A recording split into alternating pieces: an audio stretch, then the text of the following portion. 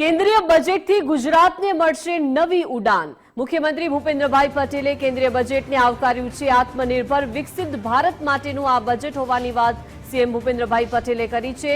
સાથે જ જણાવ્યું છે કે ગરીબ, યુવા, અન્નદાતા, નારી શક્તિને પ્રાધાન્ય આપવામાં આવ્યું છે। ગુજરાતના મેન્યુફેક્ચરિંગ સેક્ટરને બૂસ્ટર મળશે। સુરતને ડેડિકેટેડ ફ્રેઇટ કોરિડોરથી વેપારને લાભ થશે। ટેક્સટાઇલ સેક્ટરને 6 યોજનાનો લાભ મળશે।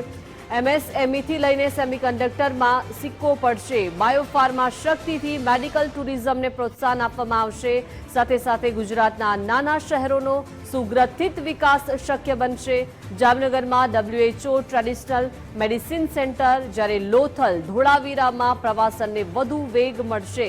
ટુરિસ્ટ પ્લેસ પર સ્થાનિક રોજગારીની તકો હવે વધુ ઉપલબ્ધ થશે।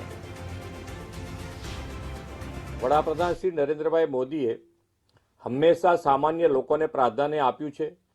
તેમના નેતૃત્વમાં રિફોર્મ એક્સપ્રેસને આગળ ધપાવતું આત્મનિર્ભર વિકસિત ભારત માટેનું આ બજેટ છે। માનનીય વડાપ્રધાન શ્રીના નેતૃત્વમાં નાણામંત્રી શ્રીમતી નિર્મલા સીતારામનજીએ સતત 9મી વાર બજેટ રજૂ કરવા માટે અભિનંદન પાઠવું છું। કર્તવ્ય ભવનમાં તૈયાર થયેલું આ બજેટ 3 કર્તવ્યો પર ઝોક આપતું બજેટ છે। તેમાં જ્ઞાન એટલે કે ગરીબ, યુવા, અન્નદાતા અને નારી શક્તિ તથા દિવ્યાંગજનોના પિલર્સ મજબૂત થશે। આ 3 કર્તવ્યોમાં સમાજના બધા જ ક્ષેત્રોને અને દરેક વર્ગને સૌના સાથ, સૌના વિકાસના મંત્રથી આવરી લેવાનો ખૂબ જ સરાહનીય અભિગમ રાખવામાં આવ્યો છે। ઇન્ફ્રાસ્ટ્રક્ચર, ઇન્ડસ્ટ્રીઝ, કટિંગ એજ ટેકનોલોજી, સેમિકન્ડક્ટર, ડેટા સેન્ટર્સ જેવા ક્ષેત્રો પર ખાસ ફોકસ કરવામાં આવ્યું છે। એમએસએમઈ પર ભાર મૂકવામાં આવ્યો છે। તેનાથી લઘુ અને સૂક્ષ્મ ઉદ્યોગોને મોટો ફાયદો થશે।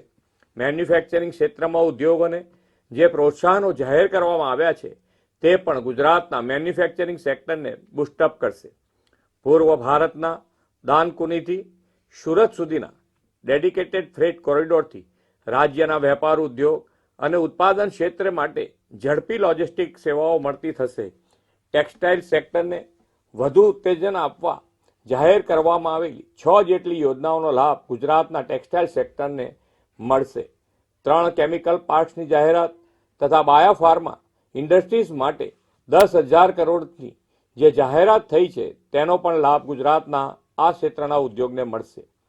ગુજરાત દેશમાં મ્યુનિસિપલ બોન્ડ ઇસ્યુમાં અગ્રેસર રહ્યું છે। આ બજેટમાં મ્યુનિસિપલ બોન્ડ માટે જે પ્રોત્સાહન જાહેર થયા છે તેનો લાભ ગુજરાતની મ્યુનિસિપાલિટીઝને પણ મળશે।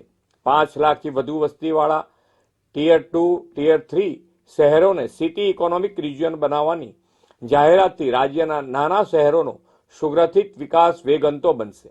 જામનગરમાં ગ્લોબલ ટ્રેડિશનલ મેડિસિન સેન્ટરને અપગ્રેડ કરવાની જાહેરાતથી પરંપરાગત ઔષધિઓના સંશોધનનો વ્યાપ વિશ્વભરમાં થશે। લોથલ અને ધોળાવીરાનો દેશની 15 પુરાતત્વ વિરાસત ક્લસ્ટર ટુરિઝમ ડેવલપમેન્ટમાં સમાવેશ થયો છે। તેનાથી પ્રવાસન દ્વારા ગુજરાતમાં વિરાસત બી, વિકાસ બીનો અભિગમ સાકાર થશે।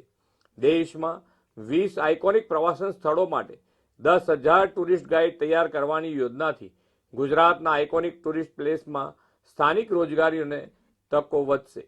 કૃષિ, પશુપાલન, મત્સ્ય ઉદ્યોગ, સ્વસહાય જૂથો, ગ્રામીણ અર્થતંત્ર સૌના વિકાસને પ્રાધાન્ય અપાયું છે। વડાપ્રધાનશ્રીએ હંમેશા કરદાતાઓનું સન્માન કર્યું છે અને તેમને દેશના વિકાસના ચાલક બળ ગણાવ્યા છે। આ બજેટમાં પણ કરદાતાઓના સન્માનનો ખ્યાલ રાખીને પ્રામાણિકતા વધે તે દિશામાં કરવેરા ભરવામાં રહેલી ક્ષતિને ગુનો નહીં પરંતુ ભૂલ ગણીને સજાના બદલે દંડની જોગવાઈ કરી છે। સમગ્રતા આ બજેટ સર્વસમાવેશી, સર્વસ્પર્શી અને સામાન્યમાં સામાન્ય માનવી સહિત સૌના સર્વગ્રાહી વિકાસ, કલ્યાણ અને આત્મનિર્ભર વિકસિત ભારત માટેના તેમના યોગદાનને વધુ પ્રેરણા આપતું બજેટ છે।